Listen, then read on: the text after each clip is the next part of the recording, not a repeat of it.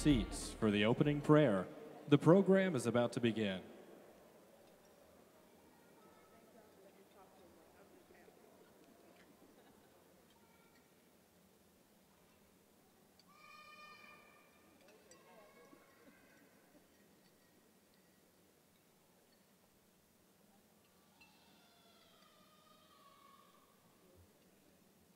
Good evening. As we center our hearts before we finish with our meals, if we could just bow for just a few moments of prayer. Lord our God, we thank you, we honor you and give you glory for this another day that you have made. We will rejoice and we'll be glad in it. I thank you so much for the minds that are here, for the hearts that are here, the openness that are here, and Father, I thank you so much for the passion behind the hearts that are here. I ask you now, as we partake in the food and all those that made this moment possible, bless them, the hands that's prepared it, that Father, not only will our physical bodies be blessed, but our hearts and minds will be blessed. And we'll continue to give you all the honor, the glory, and the praise. It's in Jesus' name we declare it is so. Let every heart say, amen.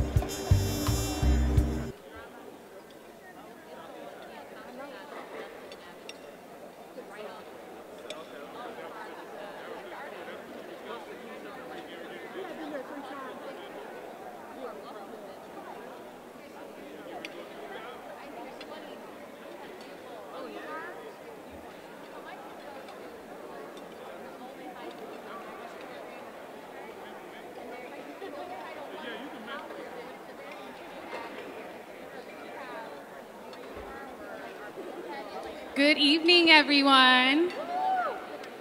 Oh, I like the response. I just would like to ask for everyone to take their seats if they have not done so already so we can get the program started. And I just want to thank you all for your patience.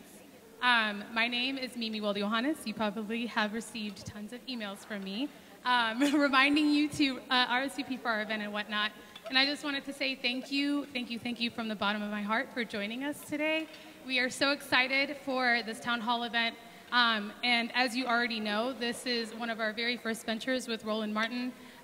The 74 is a media organization, and we actually seek to elevate voices such as yours in these types of discussions. And so I hope that you all have your questions ready and are ready to get engaged and involved in this discussion and continue to stay involved moving forward after tonight's event. Without further ado, I'm actually going to go ahead and introduce a dear friend of mine and an informal mentor, the Naomi Shelton and Andrea Neely from UNCF. So you guys can go ahead and come on stage.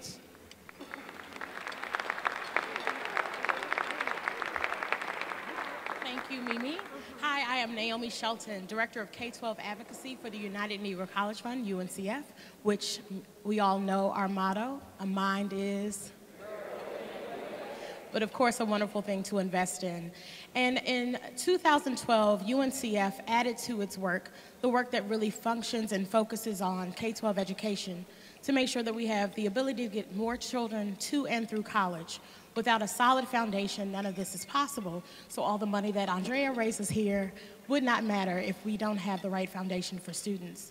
And so we believe a few things. Those few things are that students should attend a quality school, have effective teachers, understand how to navigate critical decisions along the K-12 journey, but also the P16 pipeline. They should be able to hold their schools and teachers accountable and be immersed in a college-going culture. But none of this is possible without development and the work that happens across all of our development offices throughout the country. So the work that Andrea does here in Indianapolis, the work that happens in Washington, D.C., where I am based, is pivotal, but most important to the work that UNCF does. So for the last 12 years, Andrea has been doing an amazing job here in Indianapolis, and I'll let her talk about that. Well, good evening, and thank you so much for being here this evening, because the work that UNCF does is critical to the pipeline of diverse candidates that we need across the country. We provide those need-based scholarships that ensure students complete their education, but without the work in the K-12 space, they're not college ready, and we need them to be college ready so that they can be successful when completing their degree and then moving into the workforce. And so, as she shared, I've been with UNCF 12 years. I'm not a graduate of an HBCU. I'm a graduate of Indiana University. I'm an exception to the rule in that our HBCUs are graduating our key students in various fields of demands of study, from nursing to teaching, to ensure that, one, we have those great candidates that are doing the work that our community and our country needs to happen. But they can't do it without the dollars that are raised through our campaigns across the country. UNCF raising $4.6 billion. Let me say that one more time. $4.6 billion over 75 years. That's the difference maker, but it takes partners to get this work done, and there's not one way to fix everything that's needed to ensure our students are successful in their work.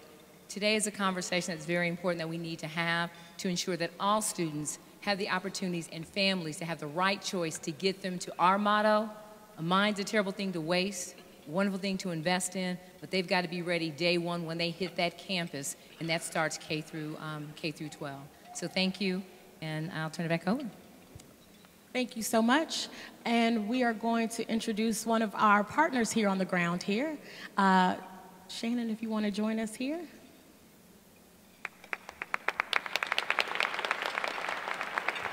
Thank you, Naomi and Andrea. My name is Shannon Williams, and I have the privilege of working for an amazing organization that is really doing some wonderful things here in the city. At the Mind Trust, we work to ensure that all students have access to a high-quality education. And we help make that possible a few different ways. One, we invest in exceptional education leaders, most of whom are people of color. We also launch high-quality schools and give them the proper conditions for success, and we work to engage the community. But at our core, the Mind Trust is really passionate about children, and we want them to have the best opportunities possible, regardless of the color of their skin, regardless of the neighborhood that they live in, and regardless of their family's socioeconomic status. So I am incredibly proud of the work that the Mind Trust is doing, and I'm also proud of the strong relationships that we have with entities like IPS and UNCF. So thank you to the 74 for hosting this event. Thank you, UNCF, and these lovely ladies for partnering with us on so many occasions. And thanks to each of you here tonight. So your presence means that you too are passionate about the educational success of Indianapolis' children, and that should be celebrated. So thank you so much, and enjoy your evening.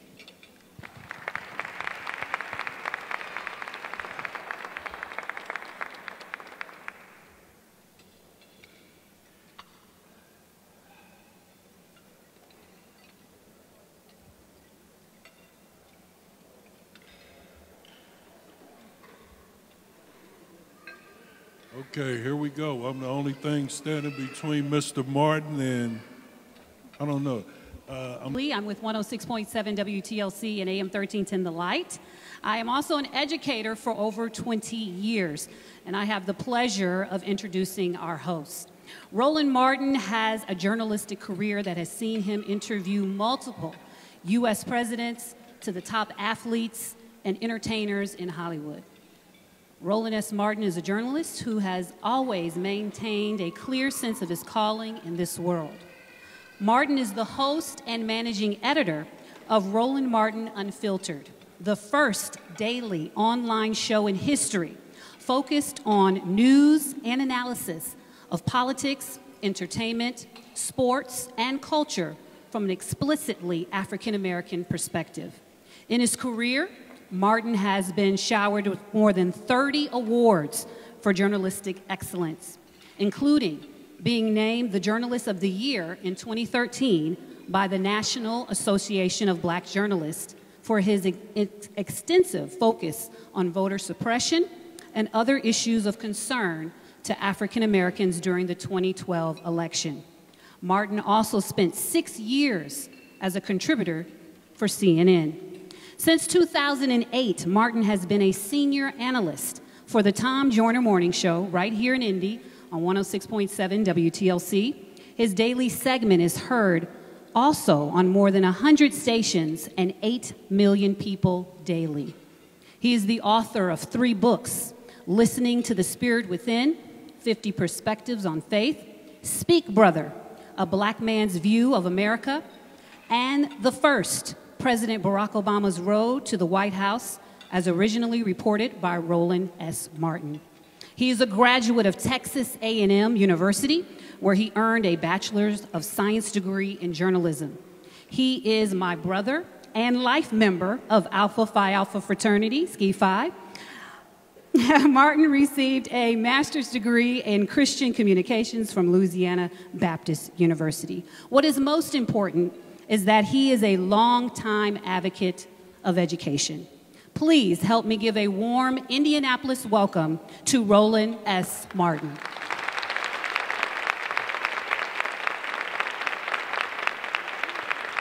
All right, cool. So how we doing? All right, glad to see everybody here. We are going to have a very honest and frank conversation about the issue of education, but also the issue of school choice is the black choice. Now, let me set this up, tee this up, why I launched this initiative a couple of years ago.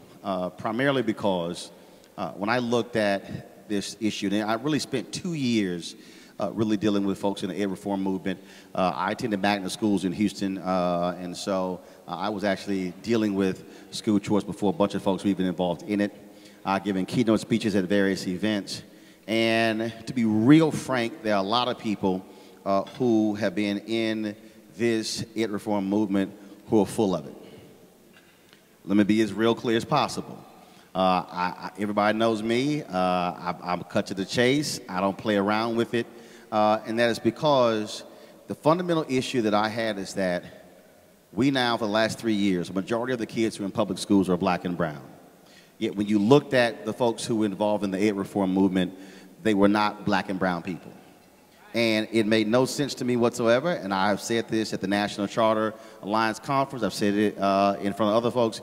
You cannot have folks making decisions for black and brown kids and parents who are not black and brown. Now, it doesn't mean that if you're not black and brown, you cannot be involved in this, but it has to be a situation where folks understand they have a seat at the table, and also in cases leading that. When I look around this country, you have very few black charter management organizations. And if you do see those, they actually run very few schools. Friendship Public Charter School in Washington, D.C., they have about 13 under their leadership. Donald Hintz and Patricia are doing a great job. I've done their Teacher of the Year event for the past 6 years, and there are others as well. And so it's important for us to elevate those voices, because the reality is this is an issue that impacts not only parents and children, but also communities and neighborhoods. Second thing, I do not accept nor will I tolerate failure. That means I don't accept it with traditional schools, and I don't accept it with charter schools. And there have been too many people in this movement who have accepted the excuses or the theoretical view of charters, or the concept when I say, no, it's about success. Also, I don't play the game of teachers suck and charters are great, or all traditional schools are horrible and charters are the silver bullet. That's a lie. The reality is, if a traditional school is working, I'm down with it. If a charter is working, I'm down with it.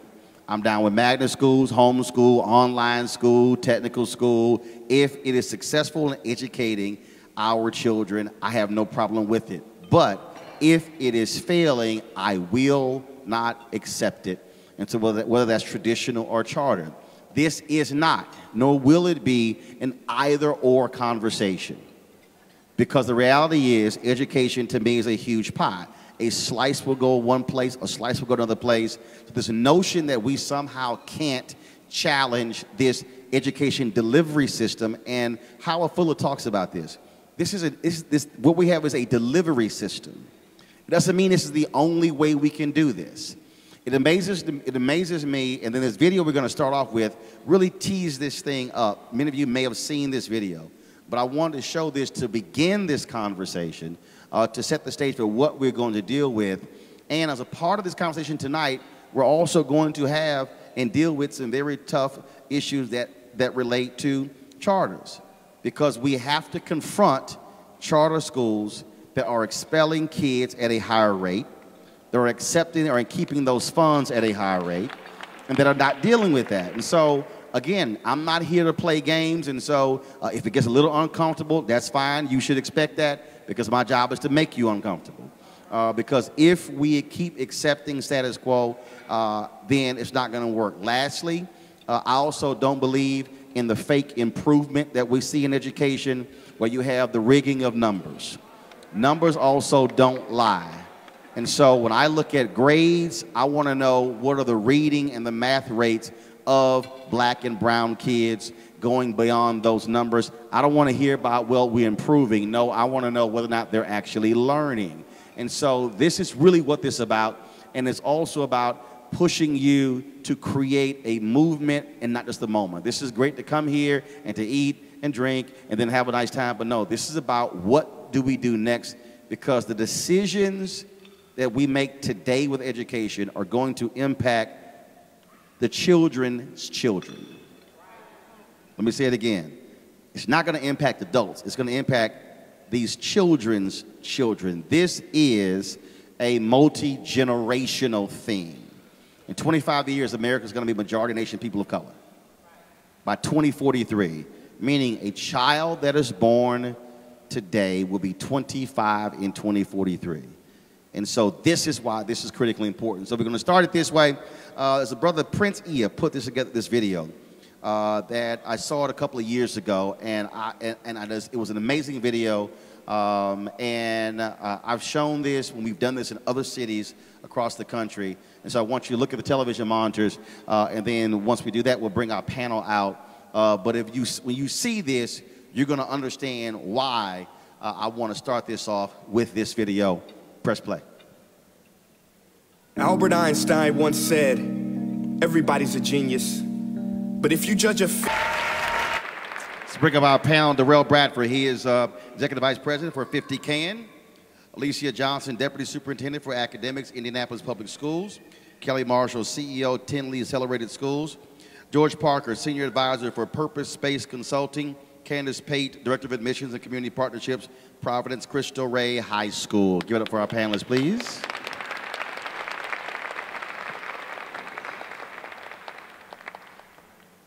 Okay, I'm about to say, I know we were not going to share one microphone. That was not going to happen.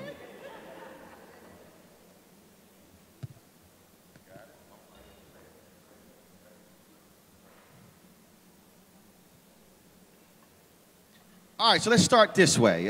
First and foremost,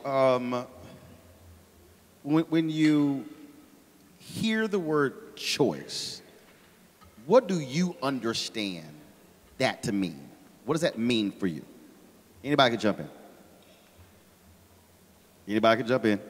All right, I'll step on that landmine. Good evening, by the way. Y'all must really care about education to be out here on a Sunday night to talk about it. So I want to thank each and every one of you for showing up, because it does matter that you showed up. So thank you. I just think about my own life. So I grew up in the same neighborhood in Southwest Baltimore that Freddie Gray died in. And the only school I ever went to that was zoned to me was the first one that I went to that was at the corner of Gold and Woodyear Streets. And I had an aunt who taught in the Baltimore City Public School System, and she manipulated it in every way possible to make sure I got to wherever I needed to go. So I went to like a gifted and talented school, I went to an out-of-boundary school, and in the end I got a scholarship to an all-boys K-12 school. And every one of those schools, at all of those points, were necessary for me to become the person that I had turned into. There's no one that would have done it all, right? It took them all. And so to me, it's like, when people talk about school choice, I'm like, when I was this age, I needed a school that worked like this. When I was this age, I needed one that worked like this. And when I was this age, I needed one that worked like that. And you know what?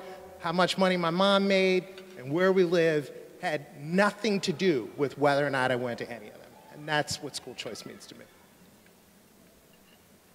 I think, when I think of choice, I think back to my days when I was growing up in North Carolina in the South. And I grew up in an era where we had segregated schools. I used to drive a school bus. And yeah, back then you could drive a school bus at 16 with 40 kids on it. But I think that I was denied the choice to attend the school that I had to pass every day to go to the all-black school. I look at choice as being an opportunity. Now, it doesn't mean that you may choose one given thing, but I think without choice, there is not an opportunity to fulfill whatever it is your dream may be. And so I see choice, Roland, as opportunity. You know, anyone here today who wants to buy a car, if they told you you have only one choice of a car to buy, you wouldn't accept it, right? Your cell phones. I'm sure there are people out here with iPhones, there are people out there with other kind of phones, but you have a choice. And this is why I'm a proponent of choice, because when we look at education, which is the only way out for many of our kids who are in low-income areas, like I was, is that we need to have choices to ensure that we get a quality education. So choice to me means opportunity for success. For me, I feel like choice is options. Being a parent of two children, coming from two different backgrounds, knowing that my children both need different things to succeed, having the option to choose what fits them best, is helpful. So I think that choice is options. I'm hearing opportunity, I'm hearing options, and I also think as an educator, that comes with responsibility. It is my responsibility to act upon that parent's choice, to be held accountable to providing that parent with what they felt was the right choice for their child. And in addition to that, I would say also equity. With choice, we've got to make sure that there is equity in making sure that that message is getting out to all families so that they can make the most important choice or the most intelligent choice for their child. I'm similar to Darrell. Choice, to me, it's become such a polarizing word, although when I was growing up, my mom's a public school teacher. She's a public school principal now. I went to a private school from 3rd grade until I graduated. My brother went to an out-of-district public school because that was what fit us. That was what sort of matched our interests and needs. And so it wasn't really a thing until I sort of have grown now and become an adult, and it's become more of a thing. But really at that time, she was a mom who was making the best choice for her 2 children to make sure they got what they needed during their educational experience. So for me, it's deeply personal. I think it gets much more complex when you get into being a part of the landscape that we're in now in Indianapolis, where choice, is so expansive, to figure out sort of the systematic and the systemic implications of having such a expansive choice landscape here. The reason I think choice has become so convoluted is because that's how we want to make it. We want to make it sound like you literally need to be a rocket scientist to figure out in terms of what is going on. And what it really boils down to is, in that particular city, what is the system that is set up? So for instance, I grew up in Houston where they had an extensive magnet school program. Magnet schools were created out of integration and to desegregate many of those schools. The intent for magnet schools, while they were created, is different than where they're used now. And so to act as if somehow that's still the rationale is not it. But I think the other reason you also have this battle going on is because this boils down to money and power. And there are folks who want to game this system. And when you often listen to these conversations, these battles going back and forth, rarely will you hear them talk about children and outcomes. What you'll hear is contracts, what is unionized, what is not, who controls the curriculum, why can't they be elected school boards, transparency, all those different things. But you will never hear most folks actually talk about whether or not a kid is learning. George, you talk about, for you, when you used to run the teachers union in Washington, D.C., when Michelle Reed became the superintendent, and y'all had some absolutely Mike Tyson, Evander Holyfield battles, and you had a wake-up call that was sent to you by a little girl.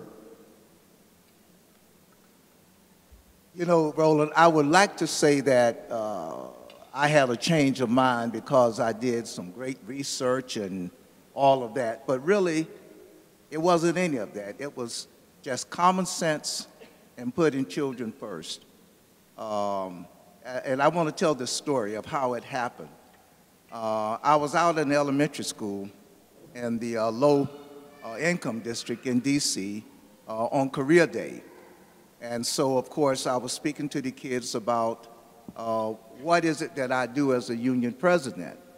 And so I said, well, I make sure that your teachers have the kind of resources that they need to give you a quality education. And I also ensure that you have the best teachers. And so when I completed my discussion with the kids, this little girl, this was a 3rd grade, so I guess she was around 8. She just came up and just hugged me. And you know, kids give you honest love, right? So she just hugged me. And so, of course, I inquired in terms of, baby, why did you hug me? You know, because it kind of caught me off guard.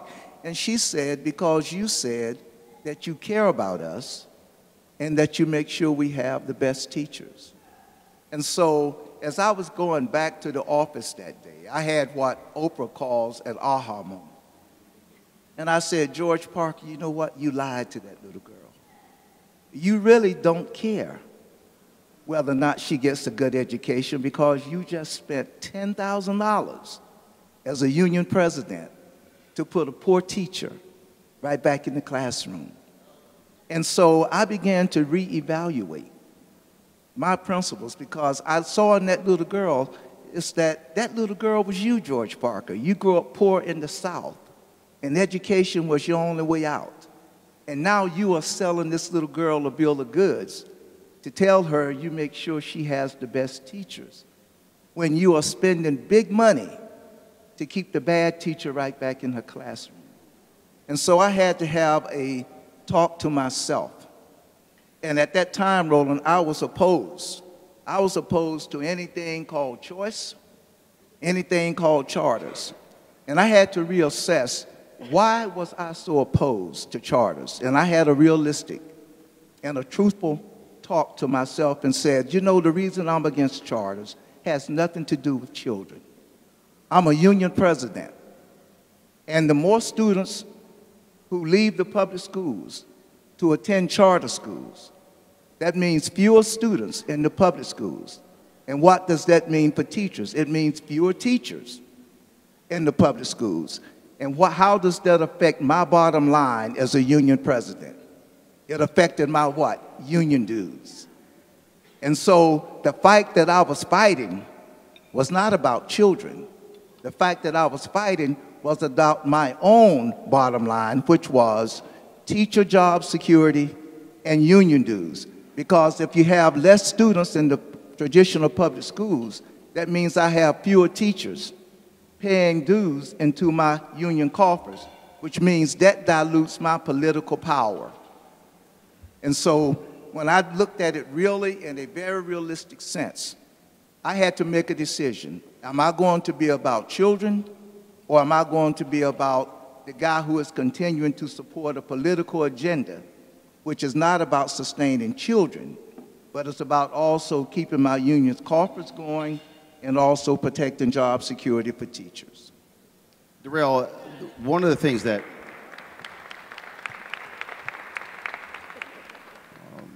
neighboring state, Illinois, and when you talk about public policy, James Meeks, when he was state senator, Illinois, he was head of the Senate Education Committee. The most fundamental issue for him is education. He was fighting that before he became a state senator and also when he decided to retire as a state senator. And what was interesting is he pushed forth a voucher plan in Illinois. And it would help the bottom 10%. In Chicago, largely black and brown kids. Got it through the Senate. Then it went to the House. No black House members, even though those schools were located in their districts, no black House members voted for it. Republicans had a majority, but 5 Republicans voted against it, and that's what killed it. And he said, no, wait a minute. I thought this is what y'all supported.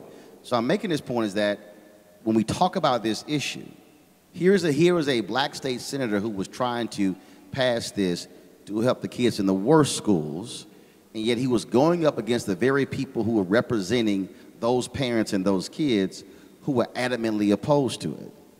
And so, talk about from 50 Can's perspective, I'm also on the board of 50 Can, in terms of dealing with this from a public policy standpoint, where you are sitting across the table from people who are opposing public policy initiatives that affect the very constituents in their districts. Yeah, so you went back to the future on that one. I hadn't talked about Senator Meeks in a long time. So there are really 2 stories there, and I think one, which is about the Republicans who voted no. They were downstate suburban Republicans who normally vote yes on these things, but don't get it twisted. There are strong school bureaucracies, teacher unions, or whatever in the suburbs too, right? They are deeply influential, and so it's a mistake to think that just because you're not in a city, you don't suffer under many of the same pressures that Mr. Parker just talked about during his experience in D.C. But to your question about the House and black folks in the House, very specifically, so this is a mistake of the first 15, 20 years of the education reform movement, and you talked about it earlier. We proceeded, or rather people before me proceeded, and then when I showed up, I was like, I guess we're proceeding, under the idea that we would just make great schools and that people would get on board. And in doing that, we undersold, didn't acknowledge, didn't respect the fact that local folks value seeing themselves in their schools. They value it deeply, right? Local folks want to see leaders in their schools who look like them. Doesn't matter how great it is. They care very much about this. And most importantly, there are communities that are deeply connected to elected officials. And the education reform community, for the most part, isn't one of them. And so when an elected official is sitting across from you, if any of you sat across from an elected official, I'm sure you know this, the unspoken question they are asking you is what you want me to do going to get me more friends or more enemies? If it's going to get you more enemies or just fewer friends than doing something else, it is much less likely to be done.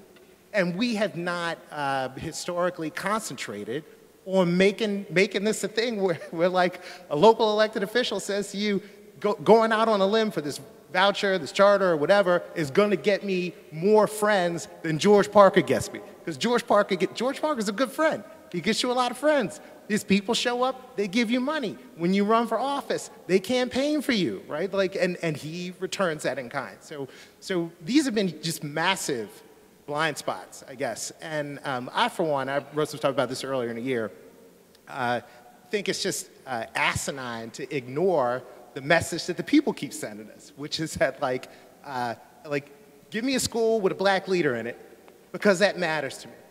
And then I'll be more on board for what you're doing. And I think there are a lot of people who don't care about that, but there are way more people who do care about that than we have acknowledged in the past, and we just ignore that at our own peril. Alicia, I need to set the stage for us. First of all, how many schools in the Indianapolis public school system? If you take all of our programs and our schools, 88. Okay, what does programs mean? So we have alternative education, for instance, programs. The schools? It's separate schools. But just our schools that are designated as schools, about 68. Okay. So of the number of schools that you have here, how many are charter schools and how many are traditional schools? Of the number of Indianapolis, so this is why this gets a little tricky with our Innovation Network schools work that we do. So of those schools, we have 20 Innovation Network schools. Of those schools, 12 of 20 Innovation Network schools? All right, so let me explain what that is. Right, what is an Innovation Network school? So in 2014, our state legislation passed a law that allowed, specific to IPS, specific to Indianapolis Public Schools, that said we could essentially restart schools that had been underperforming chronically with an external partner. Okay. So we did that. First ones launched in 2015. You could launch as a school that was within the district and also, or a school that was a charter, had a charter. Okay. District does not, we don't authorize our own charter schools. In Indianapolis, most charter schools are authorized through the mayor's office, which is unique nationally. You don't see that a lot nationally. So you have innovation schools that work with an external partner. Correct. But you don't call those charter schools. Some of them have charters and some of them don't. So, if I answer your, you're looking still confused. Okay, I'm just trying to understand why y'all making this so hard. I mean, this is a whole lot of stuff. So you got 20 innovation schools, and some have external partners, or do all of them have external partners? They all have external partners. And who are those external partners? Are they corporations? Were raised up and transitioned. They were part of the district and still are a part of the district. So let me back up. Let me back up and break it down. 20 Innovation Network schools, 12 of them also hold charters. But they are also a part of IPS in the district. Oh, I got you. First of all, public charter schools aren't part of the public school system. But Indianapolis Public Schools doesn't authorize them, so that's sometimes who has the sort of authorizing ability. You got 20 innovation schools, 12 of them are charters. Those 12 were authorized by the mayor's office. Correct. Okay, and the other 8 just are innovative schools where y'all pick to the external within our district. They all report out and are accountable to the IPS school board, though they are authorized through a separate entity. Okay, so the mayor's office authorizes charters as well. Who governs those? Who holds those schools accountable? The mayor's office and the district. Okay, and how are you assessing them? Assessing the quality of those schools? Yes. So for those schools who have a charter, then the mayor's office has a framework in which they're measuring how they are doing. Those schools also report out to our school board on their progress, discipline, attendance, achievement academically, and then obviously the state, all schools, all public schools are then held accountable by the state and how they're doing from state performance. So what is the assessment of Indianapolis Public School as it relates to black students? We're not doing well. Okay, what does that mean? I would say our African American students, and this is not unique to IPS, this is, you can look and predict across our country, African American students' achievement lags behind the achievement of our Latino students, our white students, our multiracial students. So in the Indianapolis public school system, where is it the worst in terms of how those students are performing? In what schools? Traditional, innovation, or charters? It's mixed, to be very, very honest. It's mixed. So there's not one sort of type, if I say traditional or innovation or charter, where you see black students are just knocking out of the park.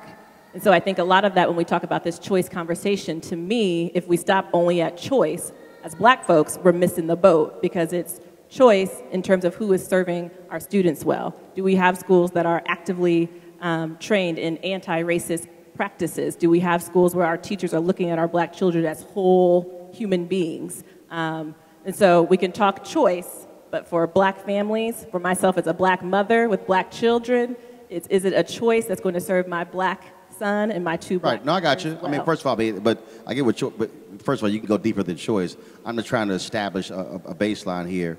And so, of the charters that are in Indianapolis, how many are black-run charter schools?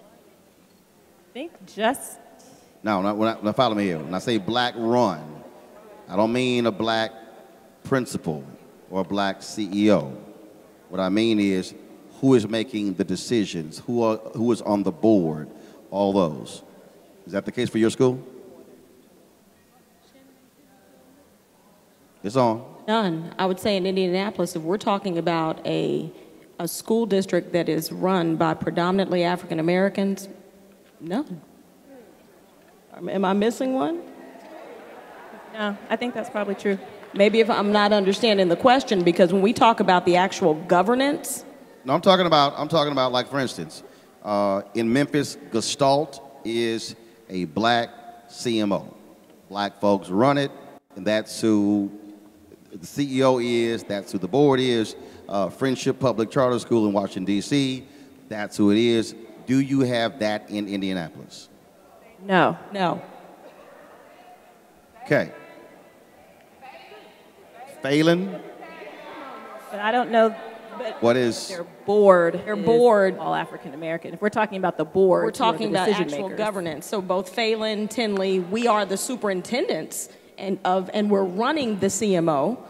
But when we talk about who we report to, the reason I'm drilling deep, because that's who runs schools. Exactly. So again, I don't do window dressing. Okay. The reason I'm asking also when it comes to boards, because that goes to who are those board members, where do they come from, are there children in those schools, or are they simply sitting on these boards making this decision for other children? And I'm laying all of that out because that also gets to this whole overall issue, because if you're trying to address the issues moving forward on how do you confront black children failing and not being up to standard, it also goes to who are the decision makers when it comes to curriculum, when it comes to teachers, when it comes to all of those critical issues.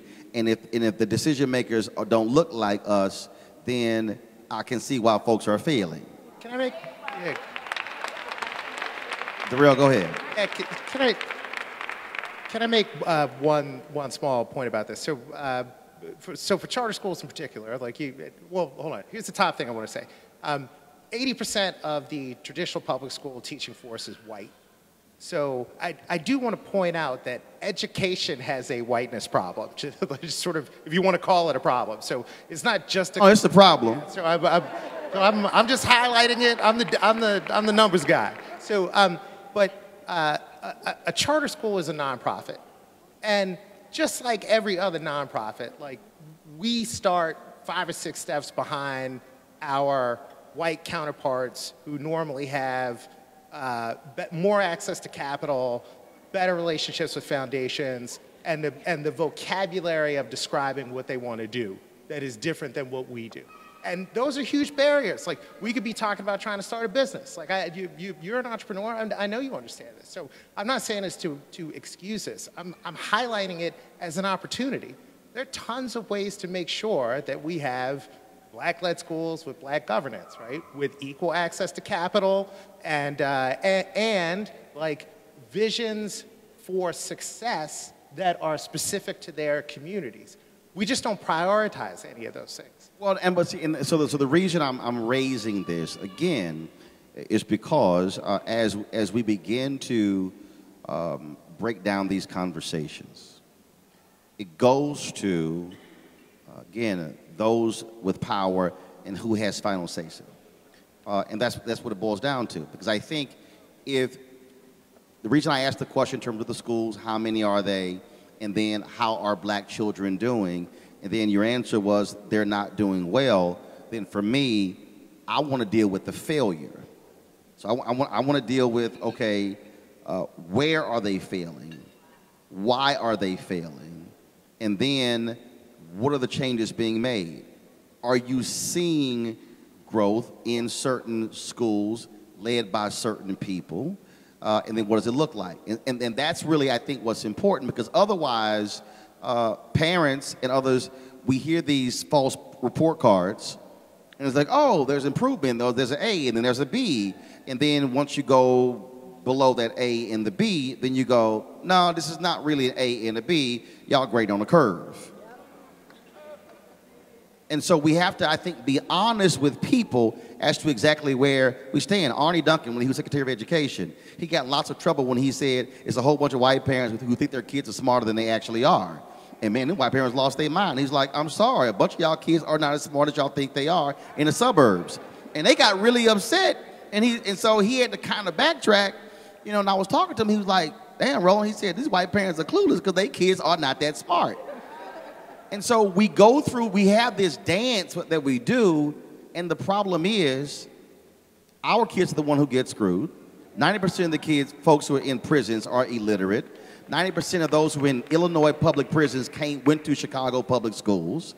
And then when you also then look at wealth inequality, when you look at opportunities to become the jobs as well, we can trace all of those things back, not to the college they went to, but the elementary school, the middle school, and the high schools they went to.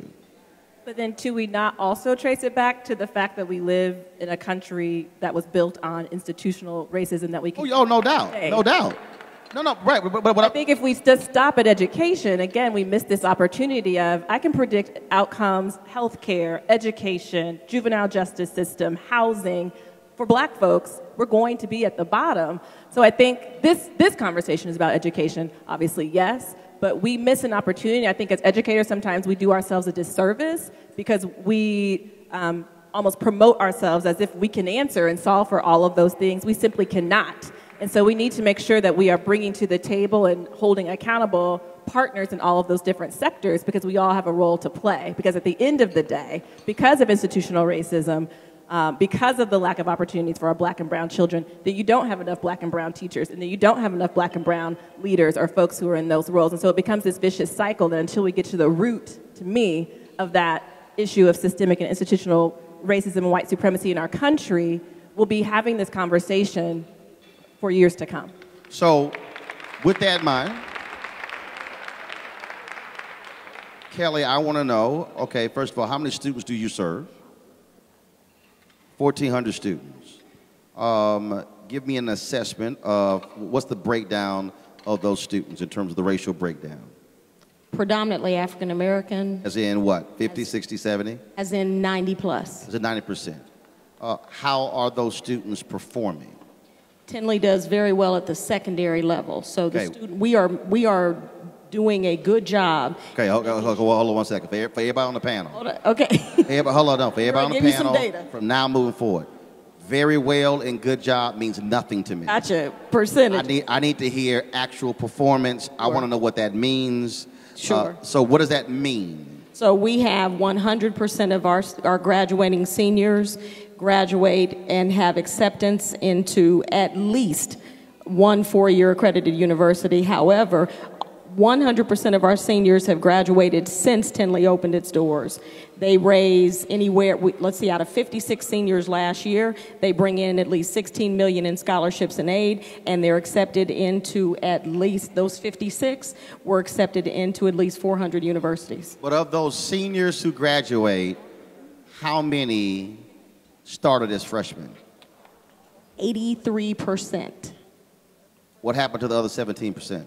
Transition to townships where we track them so that we still can make sure that those who are matriculating into those universities, we are still pushing or exceeding that of 80% going all the way through. So our graduation rate actually exceeds that of that cohort, even if they leave Tinley, exceeds that of 90%.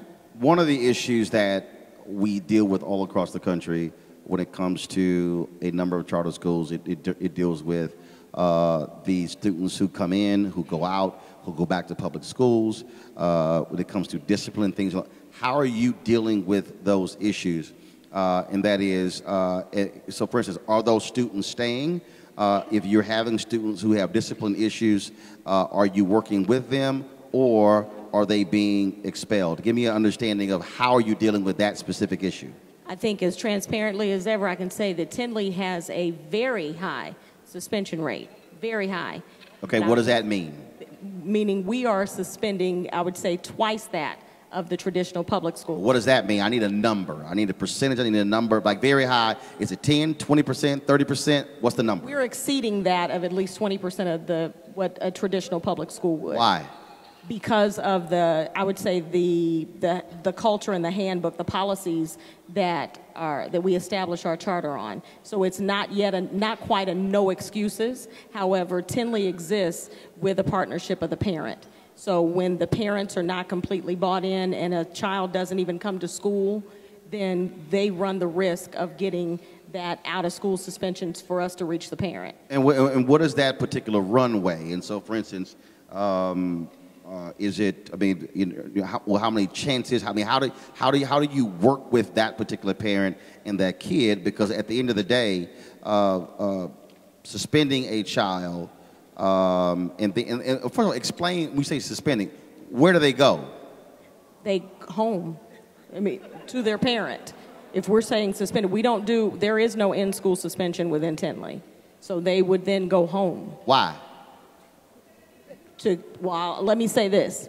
I've been on the other side of the coin, and when I have attempted to maintain in-school suspension with an unlicensed person that I can't afford to make sure that they are trained in behavior as a behavior specialist, I run the risk of that child sitting in that building all day with nothing. I also run the risk of my environment being unsafe. Because on the other side of the coin, when I look at Tinley's expulsion rates and what children are being expelled for out of Tinley versus those out of other school districts, we don't have the violence that exists in a lot of the other school buildings, including that of parochial and township. The reason I'm raising that is because that is one of the issues, George, and Candace, I want to bring you in as well. And again, Lisa, you can jump in as well, that we have to confront. Because critics of charter schools will immediately go to suspension rates. They will immediately go to, so here's the other piece.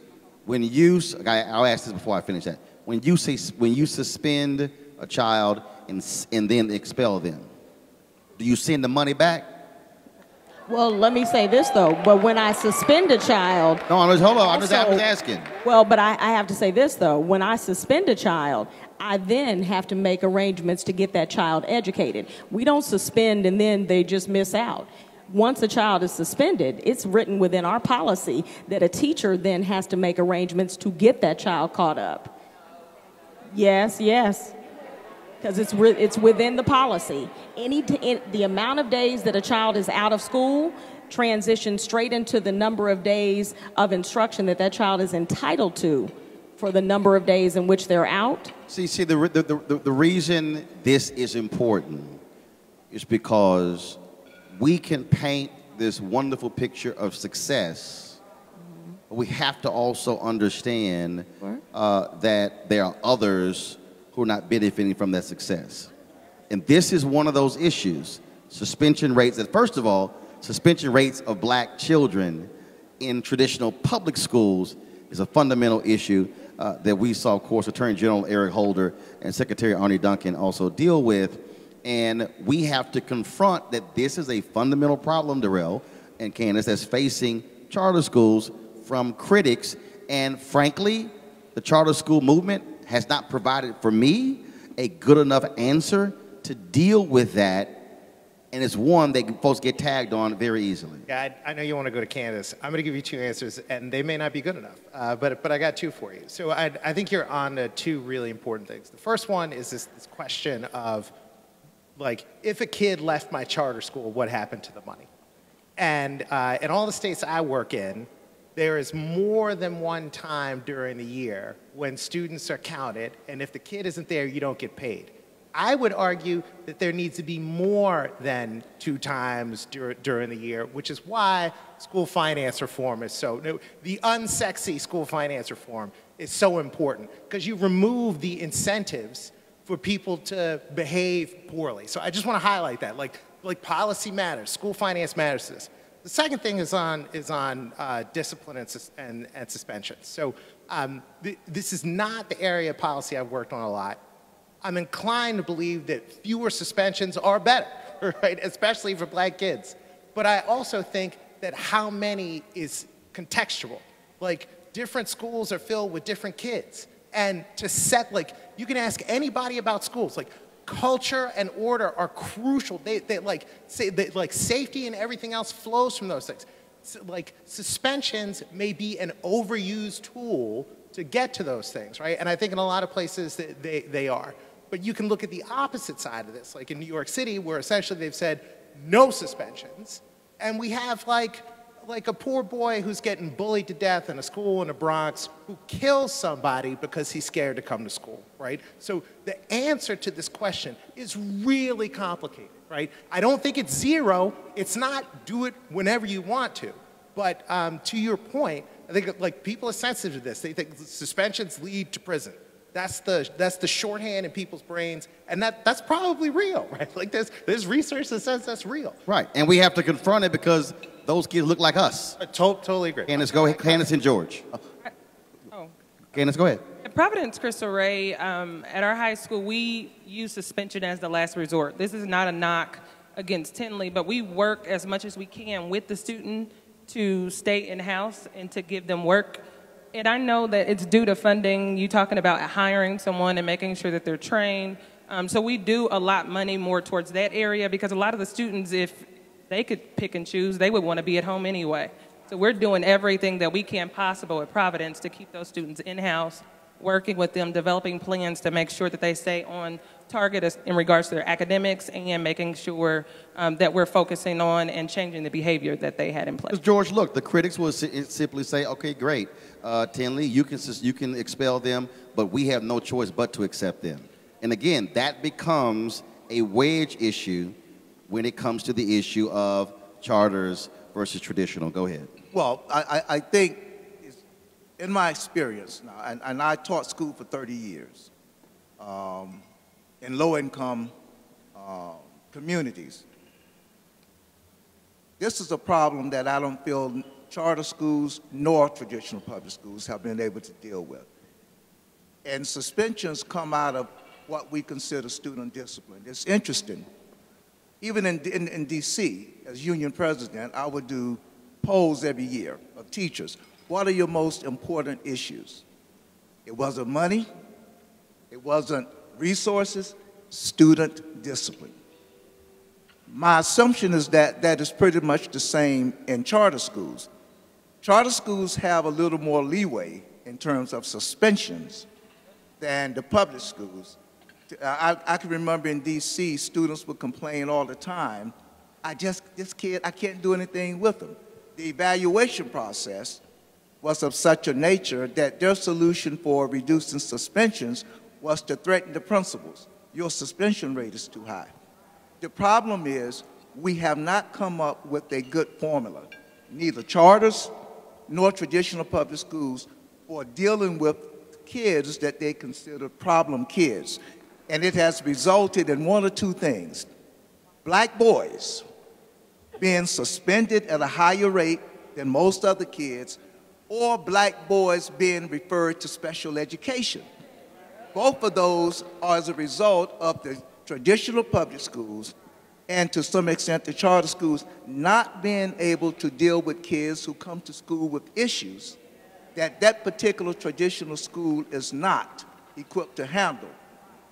One of the things that I used to try to push for in the district was alternative schools, because when you suspend a child, now I'm a firm believer that every child is entitled to a quality education, but as a teacher, I'm also a firm believer that no child has the right to deny another child the right to a quality education. And so how do you meet that median? My solution was that we need alternative schools that deal with children who have specific problems that may disrupt the regular classroom to the point that teachers don't teach. Listen, we will set up alternative schools when it talks about what's good, right?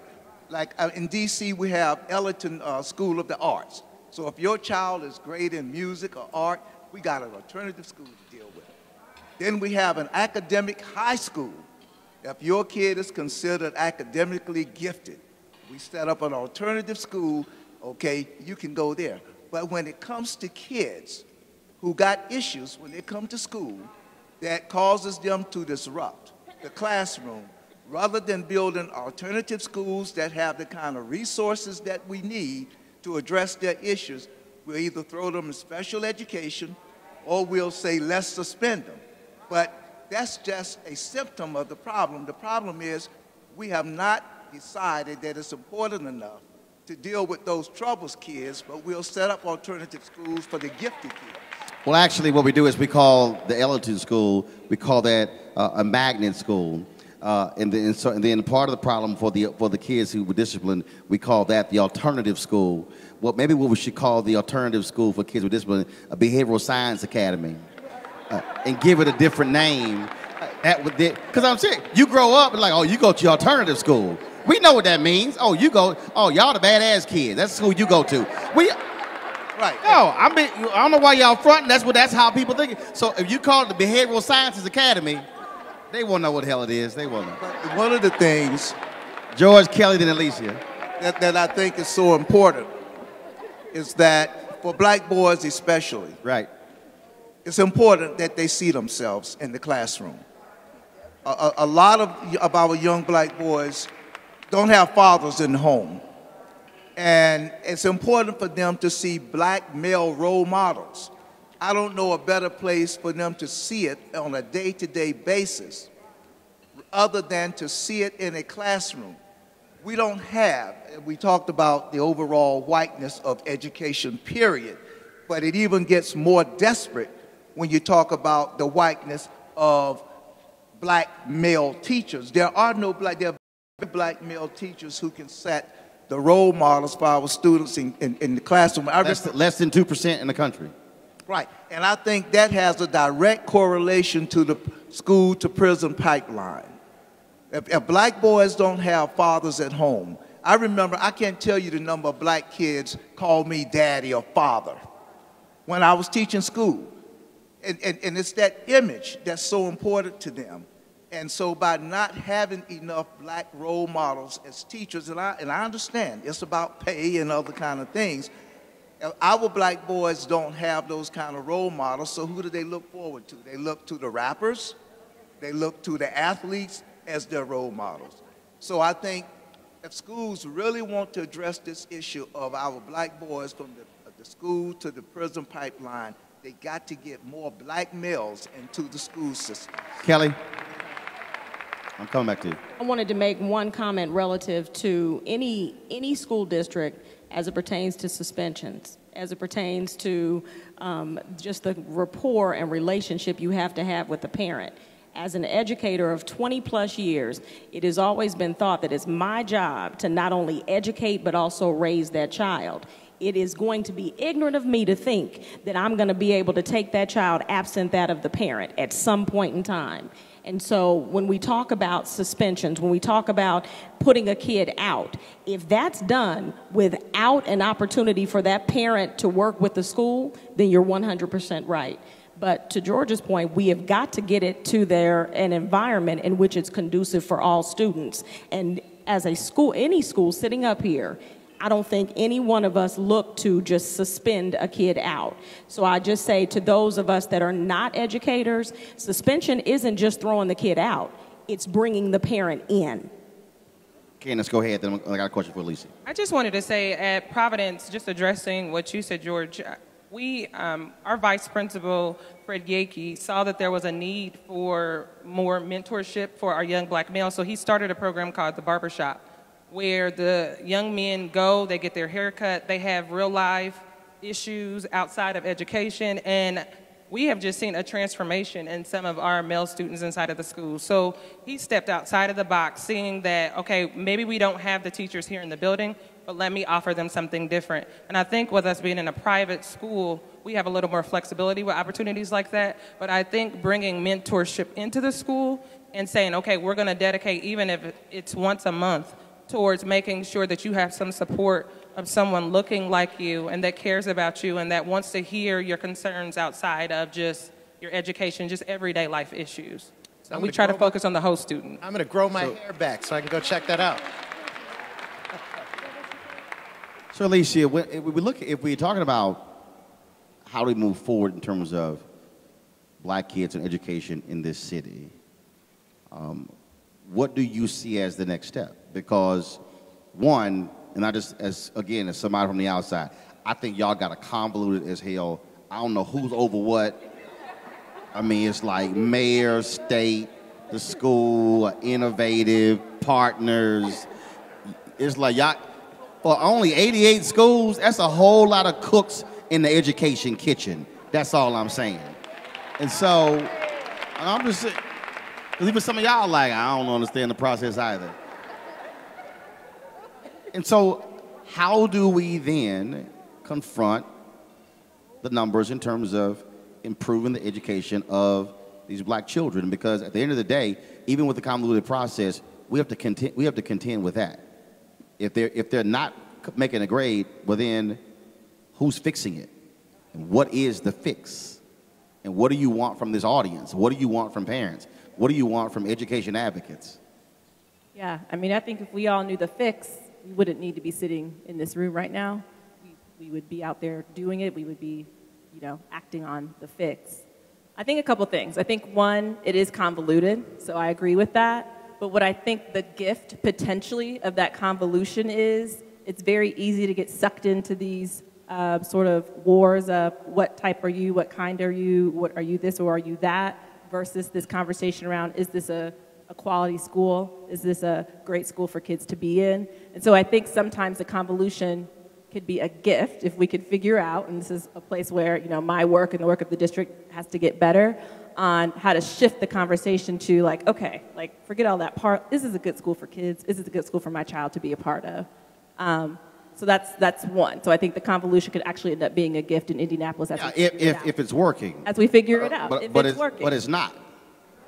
But I don't think it's the fact that there are different structures that it's not. No, that's what I know. You can look at a traditional public school, you can look at a public charter school, you can look at a private school in Indianapolis or across the country, and if you look at it through the lens of looking at how black children are doing, I don't think anybody is going to sit up and say, like, we're knocking it out of the park for black children in the United States of America.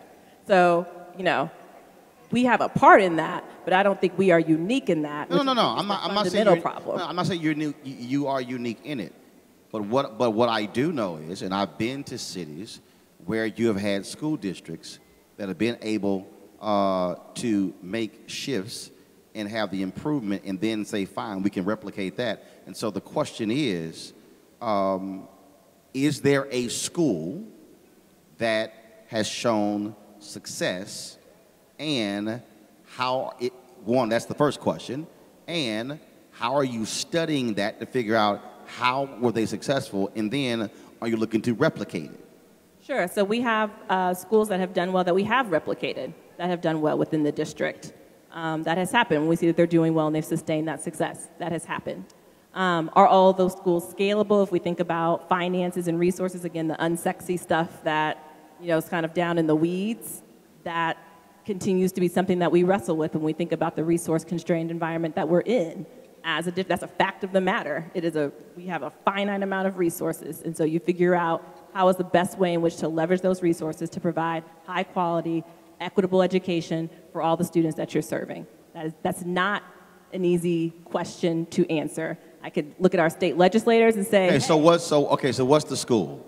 So what's the school that you would point to that is doing that, where folks out here can go, okay, we heard you, we looked at it, we agree with you, and then we now can then advocate with you in order to get those resources to replicate that.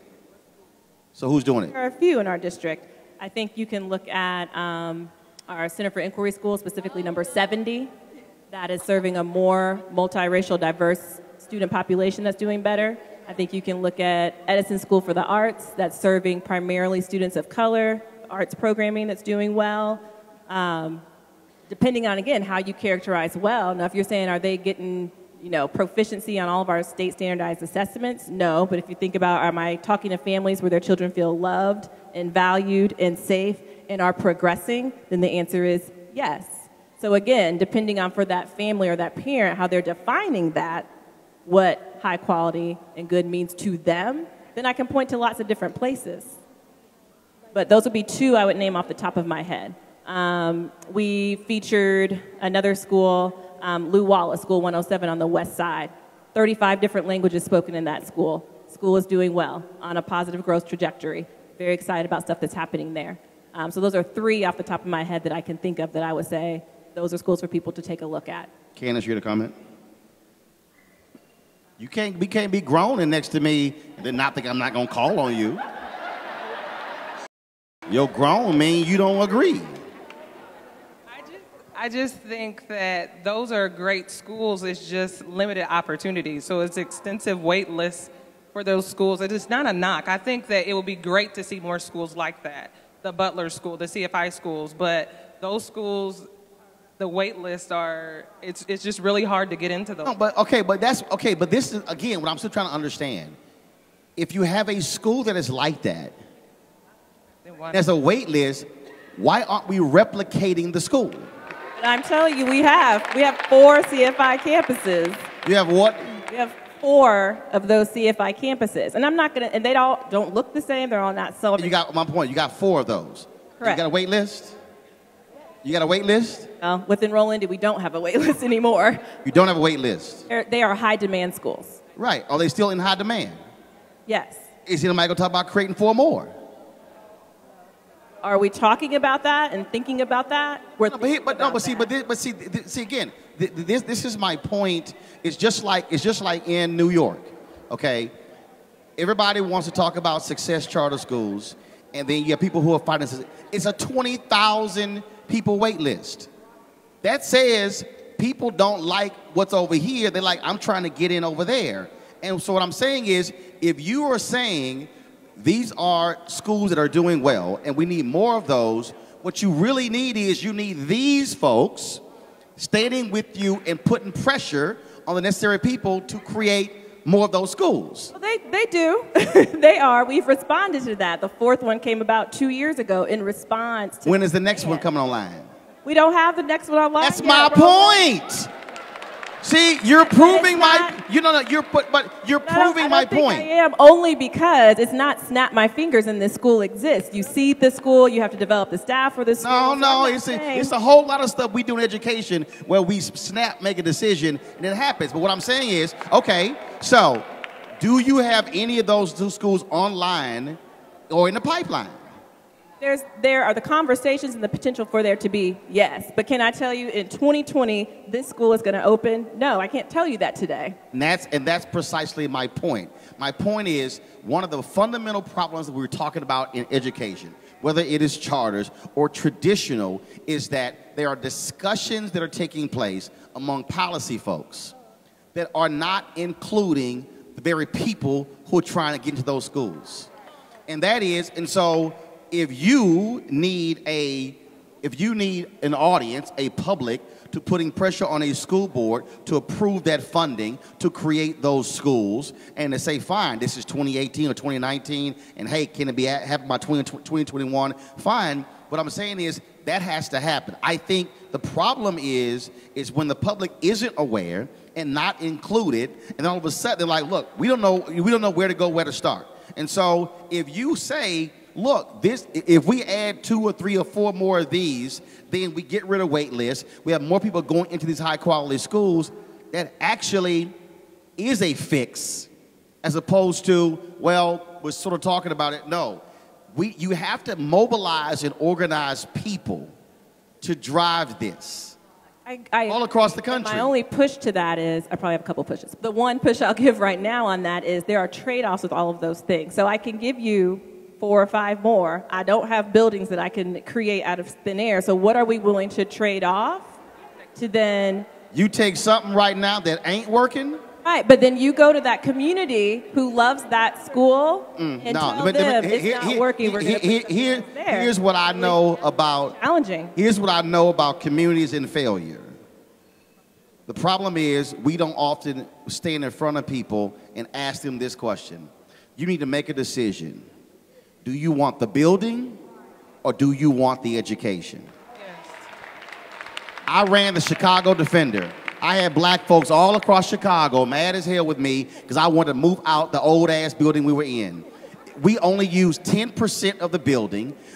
It was 20 degrees in the winter, and it was 95 degrees in the summer. And I said, ain't none of y'all working here. I said, so y'all got to make a decision. Y'all want the building or y'all want the paper? And they were like, we'll take the paper. I'm like, precisely. And because the problem, one of the fundamental problems in education is we are in love with buildings.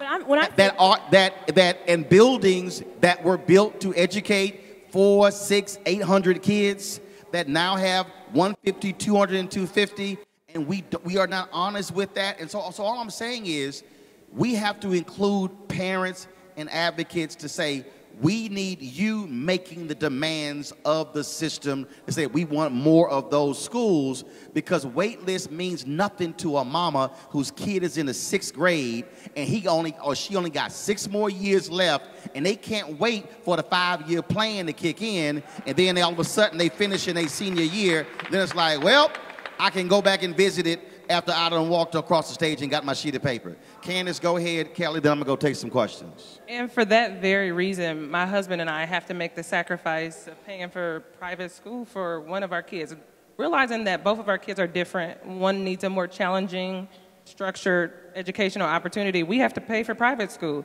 I mean, because like you said, I can't wait on the wait list. My child is important. Her education is right now.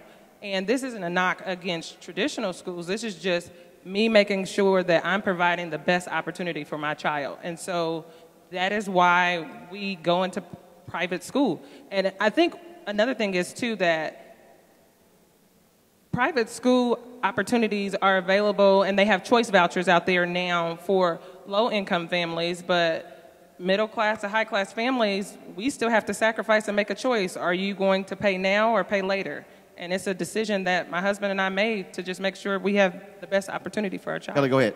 It goes back to the very first question you asked, who's running the schools? In order for us to literally bring some movement to what needs to be done, those that are in the position of making decisions have got to start resembling more of us. Okay, we got time for questions. I got some ground rules. First and foremost, I don't need you to hold the microphone. Okay? I got it. All right? I need a question. I don't need a sermonette. I don't need a speech. If you go long, I will cut you off. I will embarrass you. All right, so stand up with your question. Need your name and then your question. Put your hand down. I told you, don't. I got the microphone. I'm good. I got it. I don't care if she's a former teacher. I'm a talk show host. I got the microphone. There you go. What's your name? What's your question? My name is Mary Raleigh. My question is for all the people who can't find a solution for in-school suspension. Why don't you create counselors a whole department of counselors, behavior specialists, instead of just sending those kids to sit and do nothing in school suspension, or even worse, out of school suspension? Why don't you have them just go to therapy? All right, so question. First of all, I ask for the school district, do you have behavioral specialists and those therapists that deal with kids who have behavior problems? We do. And then we have in each of our schools, yes, a partnership with a therapeutic service. Anybody who gave opening comments and welcoming comments can't ask questions? No. Who else? No. Come on. I am right. I am right. Step over. Put your hand out. What you doing? I don't need your help. Come on. What's your question? Okay, dealing with school suspensions. It's been proven research that Johnny does not get the same level of punishment as Daquan, right? So my question is, who is making the decisions on discipline policy? All right, who wants that? I know for us in the district, the school board has approved our code of conduct, which was developed with district folks and community folks, with the code of conduct that outlines what the consequences, depending on the behavior in schools, are to align their consequence to that code of conduct. Now, who decides to actually you said she didn't answer your question. Okay. No, I don't mean what's the policy. What I mean is, going off of Mr. Martin's question earlier as regard to who is owning these schools, what is the diverse makeup of people making the policy about discipline? Who is making those decisions? Our school board approves our discipline code of conduct policy. And go ahead, Kelly. It would be the same. Our school board, in addition to our authorizer, the mayor's office. Darrell? I just want to say this policy, fixing suspensions or discipline policy, starts much earlier. So there's a study, I think it was a Stanford study, it's called it's like Innocence is in the title. And they took a whole bunch of college students who were prospective education majors, like, black, white, like predominantly women, because the teacher force predominantly women. And earlier on, behavior that is sort of rambunctious is perceived as more negative if the child is black than if the child is white. And so I'm highlighting that to say that that's not about a school board, right? And if you're gonna, it's about America in a lot of respects, but if you're gonna intervene on it, like College of Ed is a place you need to get to. There are a lot of places like further upstream where you can work to work this problem out. But it is important, though, for those school districts to do those assessments, what their numbers look like, so they understand, if we are suspending black kids at 2 or 3 times a higher rate than white, somebody need to answer why. Totally agree. What does true demand look like in communities in need of school choice? What should they be fighting for exactly, and what are the resources? We couldn't hear. I couldn't hear the question. Ask her to get, hold up, since she typed it and she had you read it. Because I saw her typing it, whatever. Whatever, stop talking, I'll read it myself since you typed it. What does true demand look like in communities in need of school choice? What should they be fighting for exactly? Question mark, resources, question mark. Y'all. Go ahead, who wants to take that? The question was when it comes to the issue of school choice, what should folks in this room be fighting for? What should they be asking for? What should they be demanding? That every choice is a good one. I think fundamentally that every choice I make, whatever sector it is, whatever school it is, it would be a choice that I can make that would be good for my child. Yeah, so I think you're asking two questions that are real close together. So I don't want to be in an era anymore where I tell people to advocate for a specific kind of school, because I don't know what's right for everybody. And I think 10 years ago we were like, this kind of school is right for everybody and we should just do this school over and over and over again. And that may have been right then, but I don't think it's right now. And so one of the things I think we should be advocating for parents and kids and policymakers to get around is figuring out what's right for them. so that we can back that into how we make new schools that create that. Like that sounds obvious, but it's true. The second thing I would just say, and this goes back to Roland's point earlier about demand. So replication is a different skill than like running a bunch of schools, which is what school districts do. So Roland mentioned Success Academy. I'm on the board of Success Academy. 13 years ago, there were no Success Academies. Now there are 45 of them with 15,000 kids, right? So, and we still have 20,000 kids on the wait list. And so the ability to make things over and over and over again in a way that actually meets people's demand is itself a skill, like a different kind of skill. And like a lot of districts don't have that skill. I'm not saying it good or bad. They weren't really set up to replicate. That wasn't their thing, you know. But a lot of charter school people do have that thing. I would also say, and I just want to put this on this. So Indy has a lot of choice. And in a lot of respects, you're way further ahead of the rest of the country in ways that are really positive. But when you're out in front, you just have to answer a different set of issues. I think we totally undersell our ability to meet demand most places in America because we don't count private schools in the mix. And so, like, private schools gave us the first black president of the United States. They have a role to play, right? So I think there's a policy conversation we got to have about, you know, can we put 100 kids in a school that's been around for a long time that has a track record that we know works, right? Instead of, can we wait for somebody to come up with a new great idea to start a new charter or to replicate a new in-district school? But here's the issue, Darrell, though. The issue, though, is that same black president was against a voucher program in Washington, D.C. that allowed those same kids to go to private schools. Yeah, because George Parker was a very compelling nemesis. That's why. But also it was because Democrats didn't like the fact that the Republicans were mandating it in Washington, D.C. And I said point blank to President Obama, you had some black people who were sending their kids to Sidwell, where his daughters went to. And so again, it's a whole lot of black folks who don't want vouchers, but they can afford to send their kids to private school. And all I'm saying is, again, it's a large pie. Some will go to private, many will go to public, traditional, magnet, home, online, all different forms. The problem we cannot get into is only thinking they can only go to traditional schools and only do one thing, and that to me makes no sense. What's your question? The question is about behavior services. You said that there are behavior counselors in schools. Different students have different disabilities or different issues. Why is there only certain amount of school counselors that can help a certain child for different disabilities? All right, who wants that?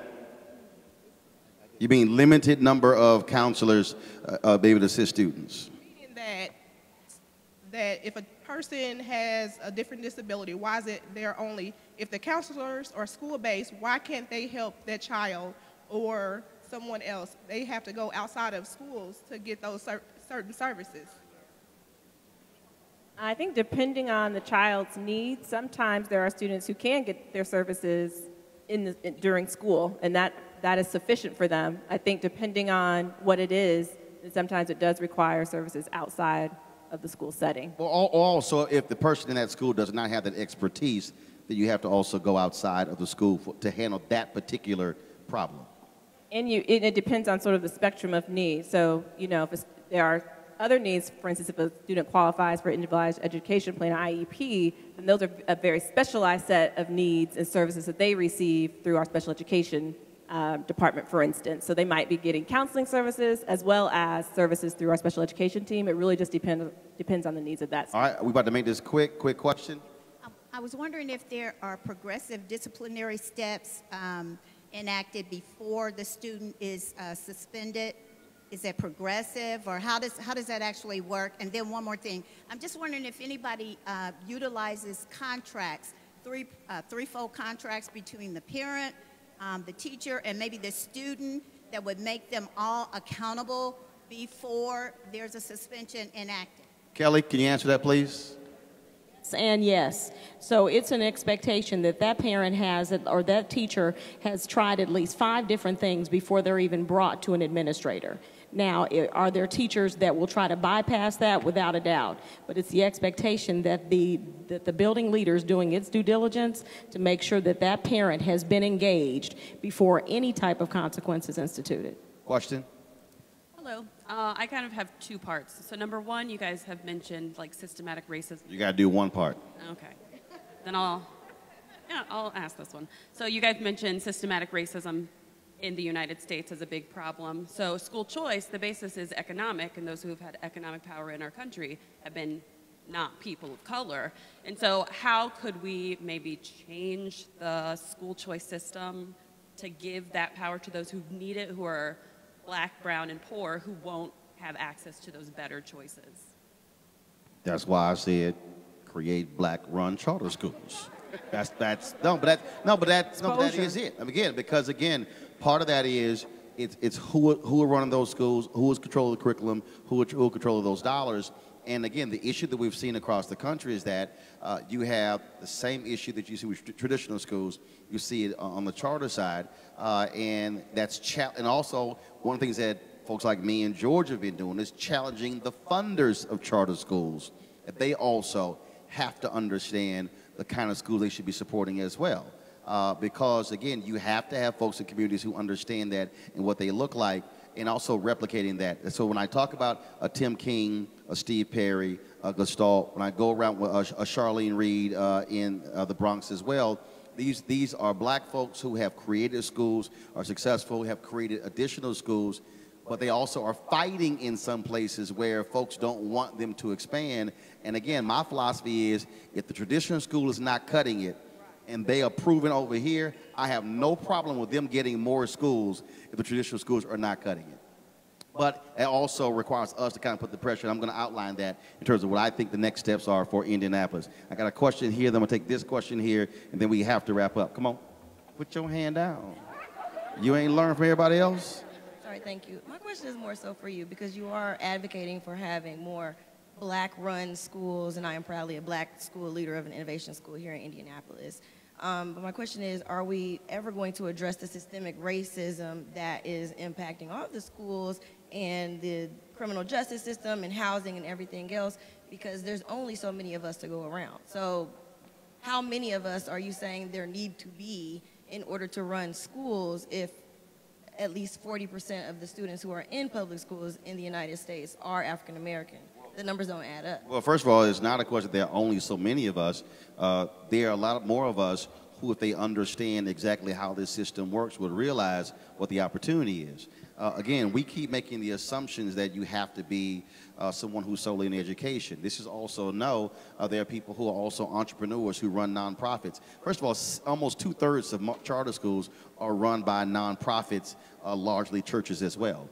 And so the issue is also what are the systems that you have there? What I'm trying to do is to get us to realize that there are opportunities in education beyond a traditional public school system. And that's the thing so there are a lot of people who are, look, the reason Diddy is funding the school in Harlem, he went to Steve Perry for years and he said, man, he said, look, I don't want to do scholarships. He said, no, I actually want to fund a school. He aligned with a Steve Perry to launch the charter school in Harlem. Now they're opening their second school. So that's Diddy, who's not an educator, who's an entertainer, who's using his resources to actually create schools. Once they realize, oh, this is what I can do, then you see more of us. But see, we have to walk folks through that. Question, all right?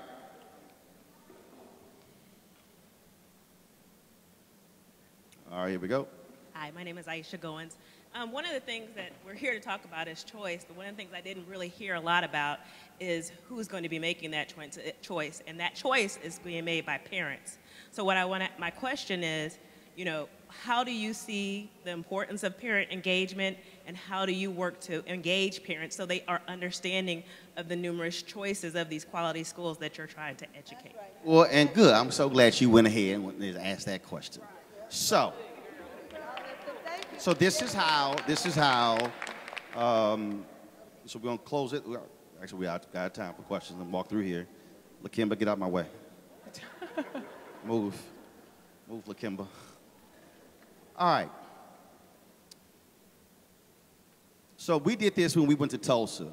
There was a pastor who wanted to bring some of us there, and Kevin Johnson said to him, he said, look, you need to bring together about 300 people, and then we'll bring our team in. And so he said, bet. So he brought in 300 plus folks from all across the city. Ended up, the superintendent showed up. He was not supportive of charter schools, but he said, I better be in this room. I don't know what them black people are going to do. The mayor's wife was there. All his stakeholders were there. George was on the panel. I gave the keynote. Steve Perry was there. Others were there. What they did was they then created a steering committee out of that, where the folks in the room, they said, okay, they wanted to launch a charter school in that city, created the steering committee. What they then did was they then went around and said, okay, who's interested? They then did their own vetting. Okay, what are the resources? What do you have? Do you have the ability to actually fund it? Do you have land? What's your available capacity to do this? Who are the folks on your team? And so they took control of that by mobilizing and organizing the people. I've been talking to various folks here as well, and then studying what's happening here. And here's one of the things that really jumps out at me. There are education stakeholders here, but folks are frankly doing their own thing and operating in silos. And so one of the things that I believe you should be creating is, whether you want to call it a steering committee, whether you want to call it an alliance, whether you want to call it a coordinating committee, where you have folks from different organizations who are part of this, and you're actually going through this, where you also are doing your own, as a group, your own independent assessment of everybody up here in their schools. That way, when grades come out, if you go, no, let's go beyond the grade. Let's see how different groups are performing based upon last year and this year. If there are people out there who are interested in launching their own charter school, you should be saying, fine, we're going to vet that before it goes to a mayor's office or goes to the school district or goes to anybody else. And whereas we say who we're going to get behind and support. And so you have all the folks who are in this room who are here, and so clearly you care about this. The question is, what do you create in Indianapolis out of this meeting? Now, we have the database of all the folks who are here. If you say we would love to create this entity, we have no issues in terms of providing you the database of who's in the room. But you have to decide, coming out of this discussion, what is that going to look like? It's not going to be determined by anybody sitting on this stage or any of us with my initiative with the 74. It really is a matter of what it is that you want to do. What does it look like? Does it mean additional charter schools? Does it mean supporting innovative schools? Does it mean the traditional schools? It really requires for you to say, what is it that we want to do in this city moving forward? The numbers are there. Black kids are not hitting those numbers. And so you now have to decide, what do we want to look like? Tulsa looks totally different than when we went to Charleston. We went to Charleston for the event, and then 50 Can is a group of sisters, but I mean, they put it together, and they are just running away with doing stuff in Charleston. Charleston looks totally different than what we did in Nashville. It looks totally different what we did in Memphis. It looks totally different what we did in Atlanta, and it's totally different than some of the work I'm doing in Alabama. And so you have to decide what it looks like here. You have a voucher program. The question then becomes, who knows about that? Do they know about all the ins and outs? And so my suggestion would be for there to be a Black Education Alliance created by the very people sitting in this room, where you then begin to get together and say, how do you operate as a collective where you're addressing the issues of education for kids in this city? That's your choice. And then the question is, will you do it? Will you organize it? Will you sustain it? That can only be determined by the folks in this room. Roland, we have EdFit and EdChoice who work actively in the community, and they go into the neighborhoods doing parent engagement workshops. But like you said, people have to show up. Follow me here. Follow me. You said EdFit, EdChoice. But then you got 100 black men doing some stuff. Right. And you got Urban League young professionals doing some stuff. So you have, so follow me here. So the reason I'm saying it becomes a collective, it becomes a steering committee, whatever. So what happens is you create this entity. So I'll just give you an example. The Student Nonviolent, who remembers SNCC, the Student Nonviolent Coordinating Committee? What people don't remember about that is they were not a single entity. They were an organization made up of local organizations who align with SNCC. Leadership Conference on Civil and Human Rights, they are an umbrella organization where all the other civil rights organizations fall underneath them. They have their individual organizations, but they're the umbrella organization. What I'm saying is you need an umbrella organization where these folks are able to come together and communicate and work in unison and not have this one group over here, this one group, and this one group not knowing what this group is doing. And you need those groups who are organizing together, so when they need to mobilize people to go to a school board meeting or go to a charter review meeting or go to the state legislature, they've mobilized as a collective to do it. Silos will not do it because you don't have enough people or resources. Do it as a collective. That's where the people and the resources come from. And so I think that's really what should come out of this. Put your hands together for our panel, please.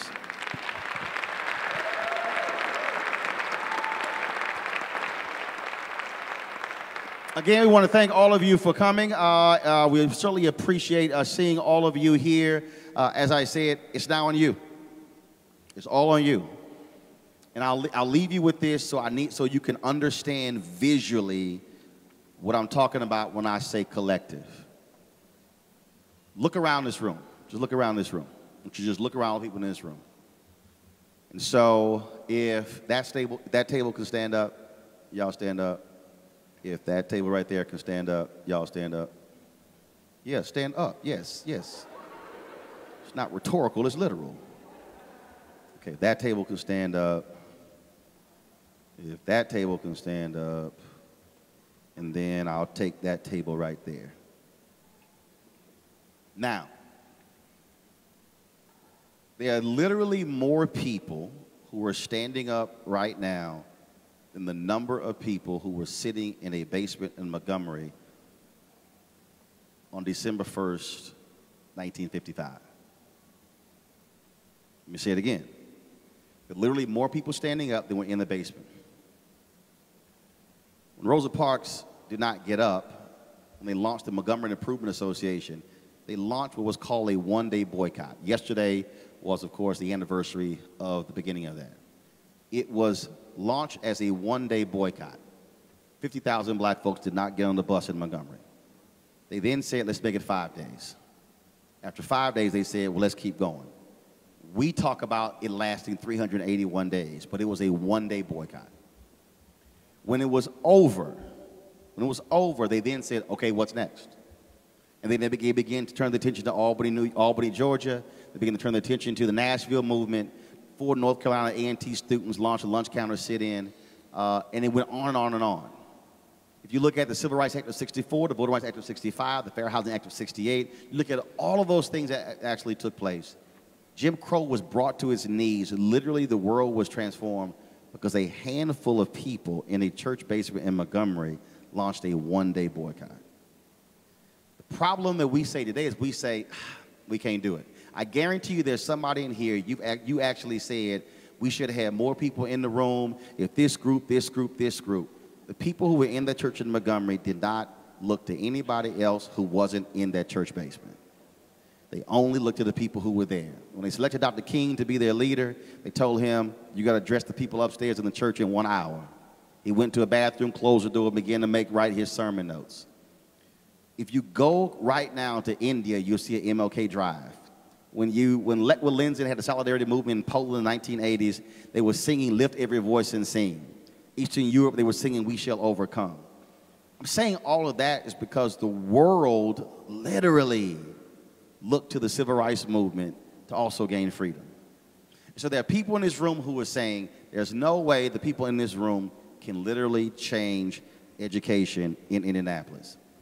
But if a handful of people in Montgomery, a church basement, could bring Jim Crow to his knees and change the world, you cannot convince me with the number of people sitting in this room right now cannot change education in Indianapolis. But the only way it is going to change is if you did like the folks in Montgomery, you didn't get on the bus. And you didn't give up the next day and the next day. And Montgomery went to Selma, then Birmingham, went all across the South, which means that if you truly care about this, this cannot be a one-night engagement, a one-week engagement, a one-month engagement, a one-year engagement. You literally are going to have to make the decision whether you're in this for the long haul. And as I said, the decision that you make is going to impact your children's children. We are literally sitting in this library because of folks in a church basement in Montgomery. Indianapolis was changed because of what they did in Montgomery. And so just think, if you're able to change Indianapolis, you can change Indiana. And if you change Indiana, you can change Illinois and Iowa and Wisconsin and Michigan, and then it goes across the country. But it can only happen if you operate as a collective. If you operate as an individual, it will not work. The question is, what are you prepared to do? Thanks a bunch.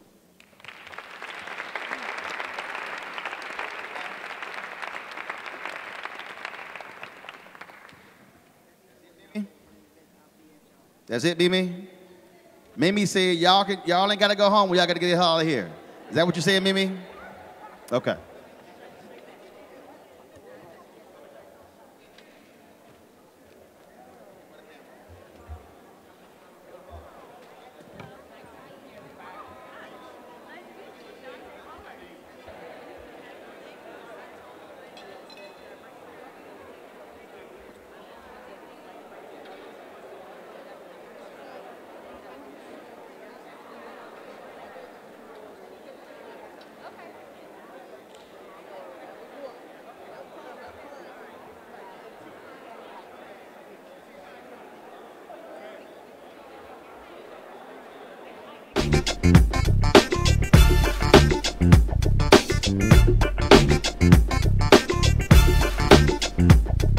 Thank you.